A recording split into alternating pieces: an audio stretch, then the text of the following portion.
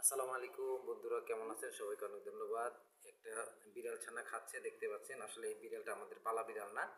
এটা আমি যখন সিঁড়ি দিয়ে সকালে নামতেছিলাম, দেখি সিঁড়ির এক কোনায় বসে কান্না করতেছে। তো আমি ভাবলাম যে বাসার কেউ হয়তো বা পালে, এই জন্য আর আমি কিছু বলিনি। পরে আমি যখন দুপুরে আসতেছিলাম তখনও দেখি ও কান্না করতেছে, কিন্তু বাট ও আমাকে দেখে খুব এগ্রেসিভ হয়ে গেছে আর কি, রাগ হয়ে গেছে। যখন আমি ধরতে যাই, ও আমাকে বোঝাচ্ছে ওর পেটে প্রচণ্ড ক্ষুধা, প্রচণ্ড হাংরি ছিল।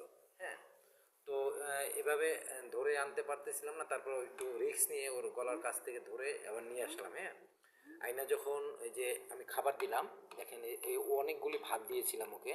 তারপর আমি দুইটা মাংসের টুকরো দিয়েছিলাম, একটা একটা মাংসের টুকরো দিয়েছি। ওইটা খাচ্ছে এবং ও খুব তৃপ্তি সহকারে খাচ্ছে। মার্শাল্লাহ, ও মনে হয় খাওয়া হয়ে গেছে। এখন ও চলে যাবে, এই যে ও চলে যাচ্ছে।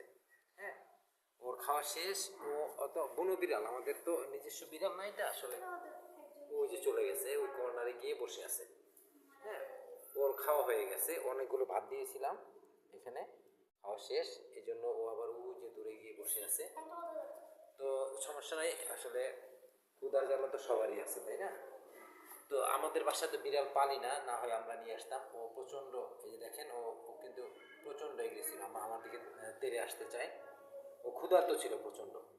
আচ্ছা, যাই হোক, আলহামদুলিল্লাহ ওকে খাওয়াতে পেরেছি, অনেক ভালো লাগতেছে। মাশাআল্লাহ, আলহামদুলিল্লাহ। সবাই একটু খেয়াল রাখবেন যে আপনার আপনার আশেপাশে যত পশু পাখি আছে, যদি কোনো রেস্কিউ থাকে তাদেরকে চেষ্টা করবেন খাওয়ানোর জন্য। ধন্যবাদ সবাইকে।